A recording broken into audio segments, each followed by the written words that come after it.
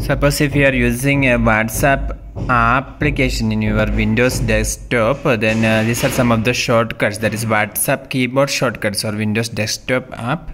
So you can open new profile by just clicking the Ctrl and P button.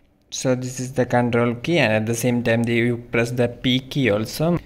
Similarly, for opening the new chat, you press Ctrl and N key at the same time. For muting the chat, you must press 3 keys at the same time, that is the Ctrl key, Shift key and M key. If you want to delete the chat, you can press Ctrl, Shift and D key. If you want to search in chat list, you must press the Ctrl key and F key at the same time. For opening the settings, you must press the Ctrl key and this key. Mark as unread, you must press Ctrl, Shift and U key at the same time. For archiving the chats, you must press Ctrl and E key. For pin and unpin, you must press Ctrl, Shift and P keys at the same time.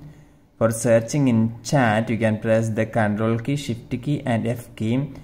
And for creating new group, you must press the Ctrl key, Shift key and N key.